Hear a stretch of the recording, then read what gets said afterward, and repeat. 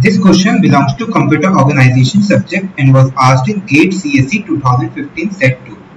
So the question states, consider the sequence of machine instructions given. So we have four instructions: multiply R5, R0, R1, divide R6, R2, R3, add R7, R5, R6 and subtract R8, R7, R4. The above operation sequence R0 to R8 are general purpose registers. In the instructions shown, the first register stores the result of the operation performed on the second and third register, which means R5 will store R0 into R1, R6 will store R2 divided by R3, R7 will store R5 plus R6 and R8 will store R7 minus R4. The sequence of instructions is to be executed in a pipeline instruction processor. So we have pipelining with four stages: instruction fetch and decode denoted by IF, opcode fetch denoted by OF, perform operation denoted by PO, and write back the result denoted by WB. The IF, OF and WB stages take one clock cycle each, and the PO stage, which is a perform operation, takes one clock cycle for add or subtract of instruction, 3 clock cycle for multiplication and 5 clock cycle for division.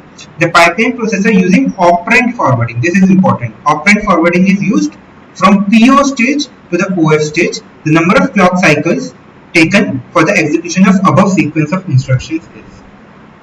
Okay, so first of all, let us try to draw it without the operand forwarding. So we have I1. Let us draw the timestamps over here. We have T1, T2, T3, T4, T5, T6, T7, T8, T9, T10, T11, T12, T13, T14, T15, T16 and T17. Let us draw the instructions over here. We have four instructions: I1, I2, I3 and I4. So this is I1, this is I2, this is I3 and this is I4. Now let us fill the table. So first we have multiply instruction. So we have instruction fetch followed by opcode fetch followed by perform operation. This may take multiple clock cycles and all the other will take one clock cycle. Then we have write back. So we will have instruction fetch taking one clock cycle, opcode fetch taking one clock cycle. For multiplications, I1 is multiplication. So for multiplication, we have 3 clock cycles. So perform operation take 3 clock cycles. Then we have 1 clock cycle for write back. Okay. So I1 is done. Now I2 can start the execution from here. Here it will not start as instruction fetch is going on. So it will start from here. Here we will have instruction fetch. Then it will have opcode fetch. Then it can't do perform operation as perform operation is going on for I1. So it will do perform operation from here. So I2 is divide. Divide has 5 clock cycle for perform operation. 5. So we have 5 perform operation. 1, 2, 3, 4 and 5. And then we have a write back. Now I3. I3 is add. So we can't do instruction fetch from here. So we will start from T3. We will have instruction fetch.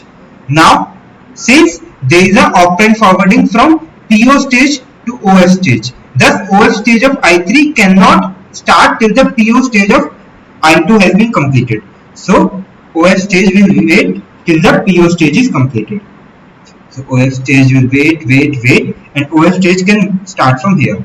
Here we have OF stage. Now PO stage for add is only 1 clock cycle and then we have write back. Now we have IF. So IF can't execute till IF is completed for the previous. So IF will start from here. This all will be wait.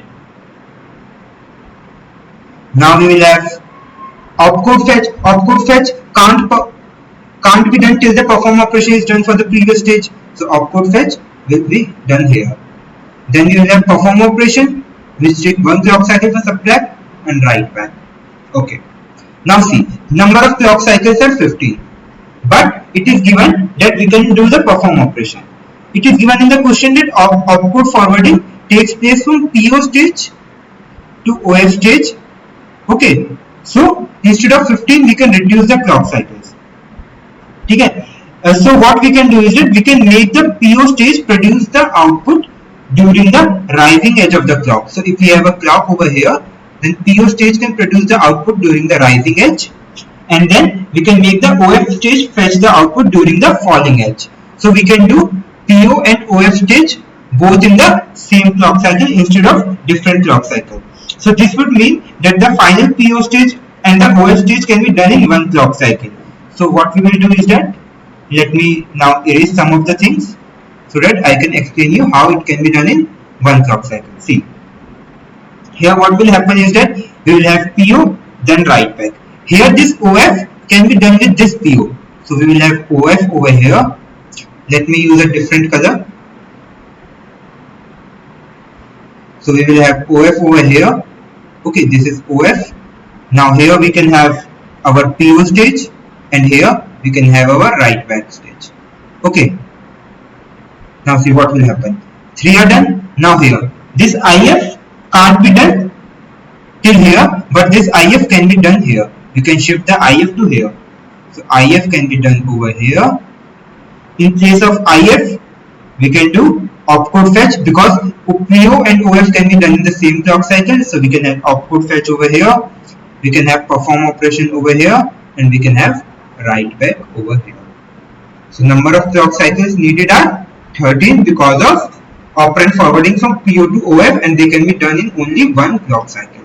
So answer is 13. We will need 13 clock cycle for executing this instruction in a pipeline processor with the stages IF, OF, PO and WP. So answer is 13.